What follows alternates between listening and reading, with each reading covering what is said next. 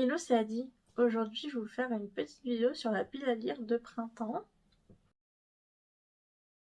Comme d'habitude, il y a 9 livres dans la pile à lire. Il y en a juste 2 que je vais vous montrer maintenant qui étaient dans ma pile d'hiver que j'ai pas pu lire. Je vais vous mettre la pile d'hiver que j'ai faite et tous les livres du coup que j'ai pu lire. Mais il y en a 2 que j'ai pas lus et je veux trop les lire. En premier, c'est Une saison au bord de l'eau de Jenny Colgan aux éditions Pocket. Je voulais le lire en hiver et j'ai pas pu. Donc j'aimerais bien le lire au printemps. Sinon je vais continuer, je veux dire printemps, été. Après automne je pense pas parce que c'est pas trop la vibe. Mais je vais quand même essayer de le lire. Je voudrais bien. Et le deuxième que je n'ai pas lu que je voudrais lire, c'est Tant que le café est encore chaud de Toshigazu Kawaguchi aux éditions Albin Michel. Voilà. Donc c'est les 2 livres que j'aimerais lire en plus de la liste que j'ai faite. Le premier livre de la pile, c'est La correspondante de Virginia Evans aux éditions La Table Ronde, si je me trompe pas, aux éditions La Table Ronde. Voilà. C'est un genre de livre que je n'ai jamais encore lu, donc ça m'intéresse beaucoup. En fait, il n'y a pas de conversation, il n'y a pas de dialogue dans ce livre, c'est vraiment que des lettres.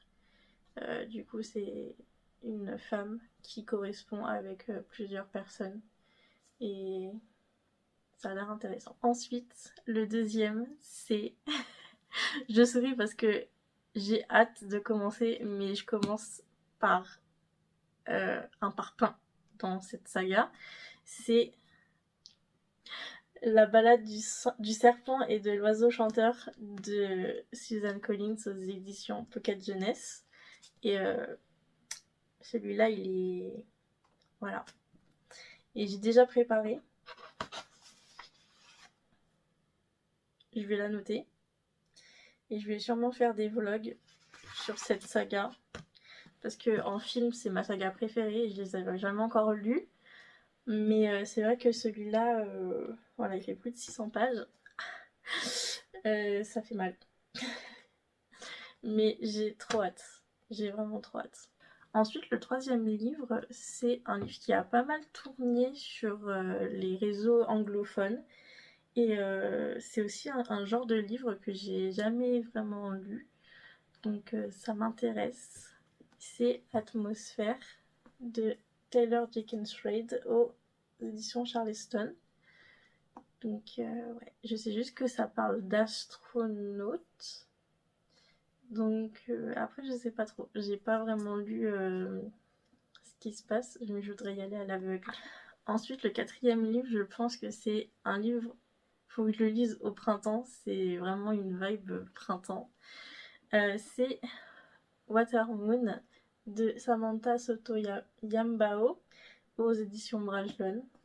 Donc il paraît que ça a une vibe Ghibli. Donc moi qui aime beaucoup les Ghibli, j'ai très hâte de le lire. Le cinquième livre, c'est Tenir une auberge magique, guide de survie pour sorcières de Sango Mandana aux éditions Lumen. Celui-là, j'espère que je vais pouvoir le lire parce que en ce moment, je suis en train de lire du coup La société très secrète des sorcières extraordinaires. Et je sais que c'est des... Techniquement, c'est pas des livres où c'est le tome 1 et le tome 2, c'est des livres juste compagnons où il y a quand même sûrement des personnages qui se retrouvent dans celui-là qui sont dans l'autre. Mais du coup, j'ai quand même envie de finir celui-là. Donc là, je suis à peu près à la moitié.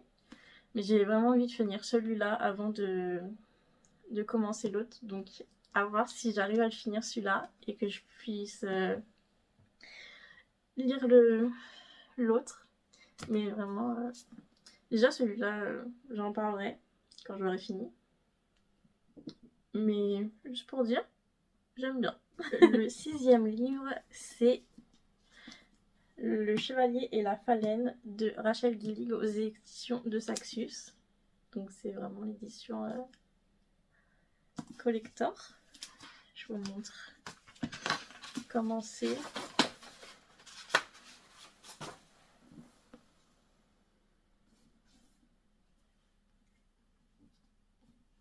Et il y a la map juste là.